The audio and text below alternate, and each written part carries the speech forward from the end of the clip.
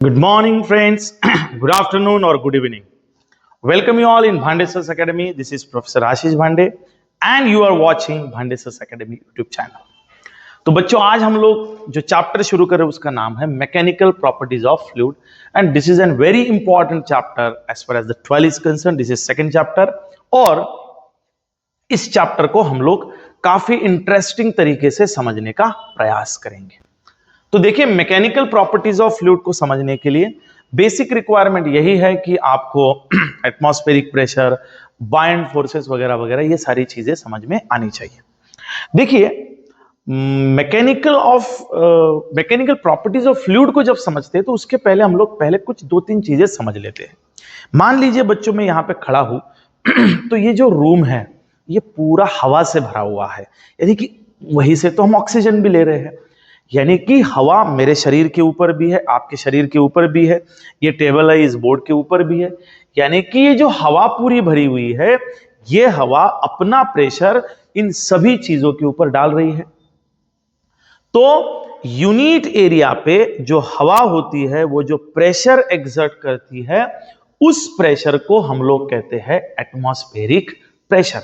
अब उसकी हाइट कितनी लेते हैं हम लोग, तो यूनिट एरिया के ऊपर यहां से इंफिनिटी तक जो एयर है वो एयर जितना प्रेशर लगाती है उस प्रेशर का नाम होता है एटमॉस्फेरिक प्रेशर.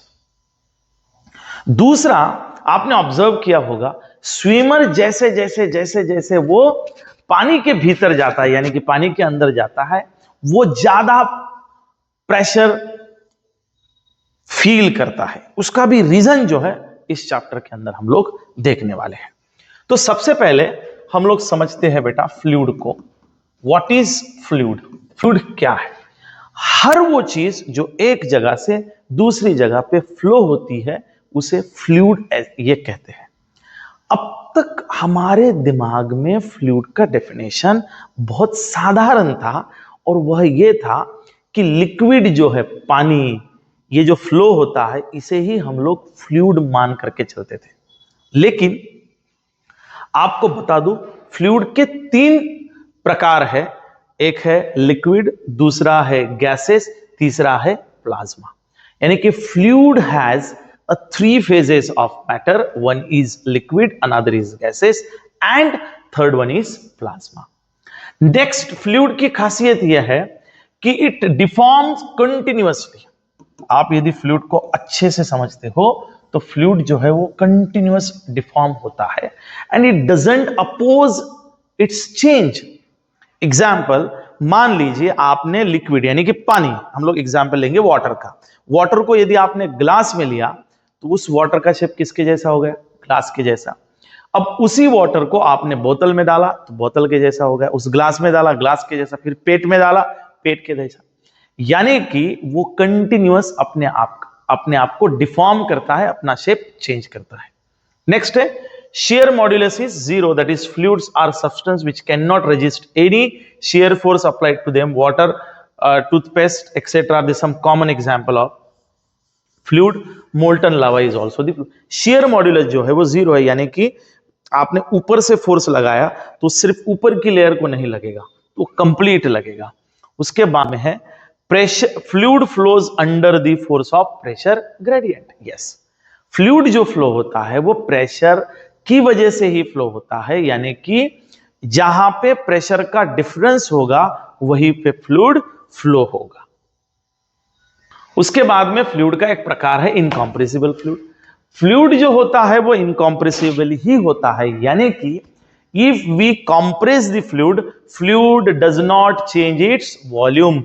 यदि हम लोग फ्लूइड को कंप्रेस कराते हैं तो फ्लूइड अपना वॉल्यूम चेंज नहीं करता है. Fluid always keep their volume constant. What are the properties of ideal fluid? So let us understand the properties of ideal fluid. Ideal fluid की properties को समझना हमारे लिए काफी अहम है. तो सबसे पहली properties है बेटा, it is incompressible, do not, its density remains constant. आप पानी को चाहे कितना भी दबाओ उसकी डेंसिटी कांस्टेंट रहेगी, वो नहीं दबेगा. मतलब आप इधर से प्रेशर लगाओगे तो कहीं ना कहीं से वो अपने वॉल्यूम को एडजस्ट करेगा, यानी कि वो बाहर निकलने का प्रयास करेगा. दूसरा है it's flow is irrotational, that is flow is smooth with no turbulences in the flow. यानी कि जब फ्लो लिक्विड फ्लो होगा तो ये स्मूथ फ्लो होगा। स्मूथ फ्लो का मतलब होता है लेयर के ऊपर लेयर शांति से फ्लो होना। जैसे ये ऐसे भंवर जो बनते हैं ना फ्लूइड के अंदर, ऐसे ऐसे ऐसे ऐसे ऐसे ऐसे ऐसे ऐसे ऐसे भंवर बनते हैं, तो ये भंवर नहीं बनेंगे, मतलब बाहर जाके वापस नहीं आएगा और ऐसे गोल एडीज जिसको बोलते हैं वो एडीज नहीं फॉर्म होगी। यानी कि ये फ्लो कैसा है बेटा? टर्बुलेंट। टर्बुलेंट नहीं है, इट्स अ स्टेडी फ्लो। उसके बाद में है it is non viscous. It is non viscous, no internal friction, so fluid has no viscosity. ये आइडियल चीज है। यानी कि जैसे मैं कह रहा हूं कि आपको पता है फ्लूइड जो फ्लो होता है, मान लीजिए ये 3 लेयर में फ्लूइड फ्लो हो रहा है। मान लीजिए ये L1 है, L2 है, L3 है। यदि मान लीजिए ये लेयर L1 है और ये लेयर क्या है? L2 है। तो L2 जब L1 के ऊपर से फ्लो होगी तो L1 और L2 के बीच में कोई घर्षण नहीं होगा, इसमें कोई फ्रिक्शन नहीं होगा और इसलिए इसकी विस्कोसिटी जो है वो शून्य हो जाएगी। उसके बाद में फ्लो इज स्टेडी, यानी कि मान लीजिए यहां से यहां फ्लो हो रहा है, आप इस पॉइंट पे मतलब कोई भी पॉइंट की वेलोसिटी आप गिनिए, वो वेलोसिटी आपकी कांस्टेंट होगी, जिसे हम लोग ये कहेंगे कि फ्लो इज स्टेडी। ये जो फ्लो है वो स्टेडी है। Explain the difference between solid and a fluid. अब देखिए सॉलिड और फ्लूइड का जो डिफरेंस है वो लगभग सभी को पता है। सॉलिड के ऊपर हम लोग shear मॉड्यूलस लगा सकते हैं बेटा। shear modulus is subjected to the solid, that is tangential stage as well as the normal stage, while fluid can have only the normal and compressive stage। Fluid को आप ऐसे नहीं, ऐसा फ्लूइड भरा हुआ है ऐसा फोर्स ही उसको कॉम्प्रेस ही कर सकते हैं, लेकिन सॉलिड को आप शेयर भी लगा सकते हो और नॉर्मल भी लगा सकते हो।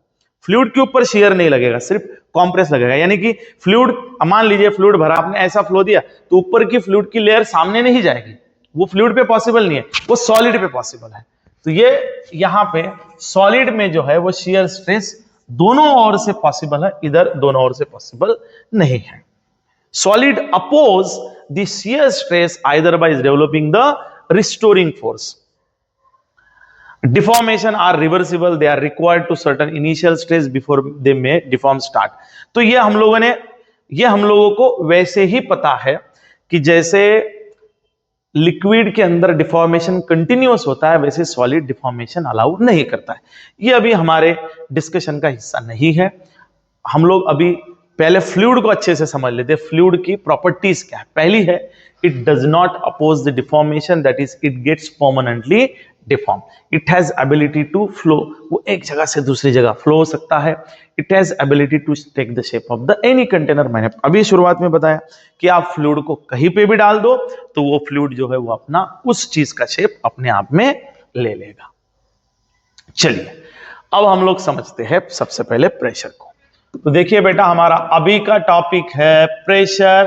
Pressure is denoted by P and it is given by force acting per unit area is called as pressure।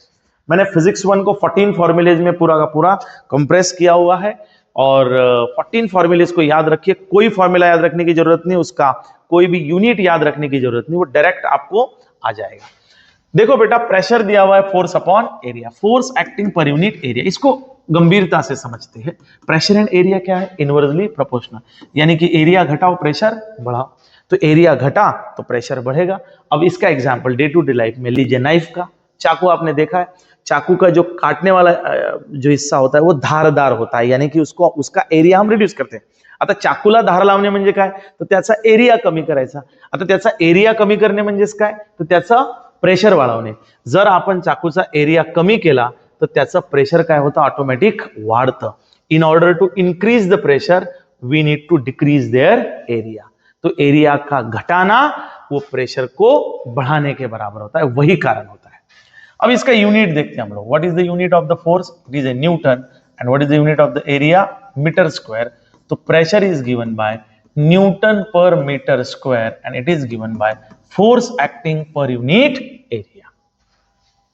ये स्केलर क्वांटिटी की वेक्टर है, ये तो स्केलर क्वांटिटी है। Definitely pressure is a scalar quantity.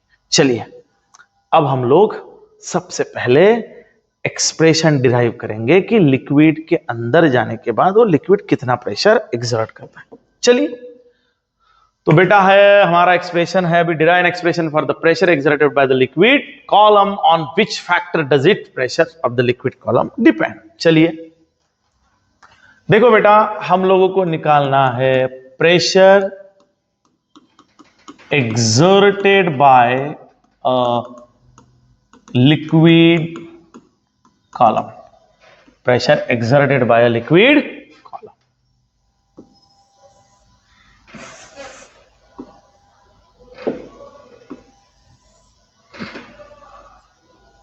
मान लीजिए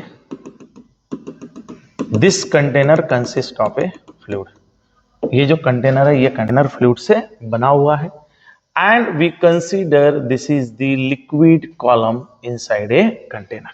इस कंटेनर के अंदर हम लोगों ने ये लिक्विड कॉलम कंसीडर किया है, और जो लिक्विड कॉलम हमने कंसीडर किया है हमें मान करके चल रहे हैं कि उसका एरिया जो है वो है A और उसका हाइट जो है वो है H। तो देखिए बेटा, हम लोग इसका एक्सप्रेशन बना रहे हैं तो आपको ये समझना अच्छे से समझ में आए, इसलिए हम लोग इसको पूरा बोर्ड को एक्सटेंड कर देते हैं। बेटा इसका हाइट जो है वो कितना है, h है, इसका एरिया कितना है, a है। Let us container consist of fluid having height H and area A। इसके अंदर जो फ्लूइड है उसका हाइट H है और उसका एरिया A है। आपको पता है कि कोई भी चीज, जैसे मैं यहां पे खड़ा हूं तो मेरा वेट जो होता है वो हमेशा एक्टिंग वर्टिकल डाउनवर्ड और नॉर्मल रिएक्शन होती है अपवर्ड। यानी कि कोई भी इंसान है तो उसका वेट जो होता है, वेट बराबर होता है mg which is always acting downward. In order to balance it, its normal reaction acting upward. This normal reaction and weight are always balanced to each other. इसका नॉर्मल और इसका वेट जो है वो एक दूसरे के साथ क्या होता है, बैलेंस होता है। ये एक दूसरे के साथ बैलेंस होता है, इसीलिए हम लोग आसानी से इसके ऊपर चल सकते हैं। So this is what simply we called as the third law of motion. तो आपको पता है कि यहां पे फोर्स कितना एक्ट होगा। सो लेट इट बी, आप मुझे बताइए यहां पे the force acting by liquid column का फोर्स जो नीचे एक्ट होगा वो कितना होगा, फोर्स बराबर होगा mg। कितना होगा बेटा, फोर्स बराबर mg। So this amount of force is acting by the liquid column. लेकिन आपको पता होना चाहिए कि फोर्स जो होता है वो, but force is given by pressure acting per unit area. Pressure upon area होता है, तो ये प्रेशर अपॉन एरिया आ गया, ये आ गया आपका फोर्स। तो sorry, what is the pressure, pressure is given by force acting per unit area, जो हमारा बेसिक डेफिनेशन था अभी देखा हमने। Pressure and area are inversely proportional to force acting per unit area. So pressure बराबर what is the force? Force is given by mg upon area. But now I want to convert it with the density. मान लीजिए जो liquid हमने भरा है उसकी density rho है। आपको पता है what is density? Density is given by mass upon volume. So what is mass? Mass बराबर होगा density into volume. तो mass बराबर होगा density into volume।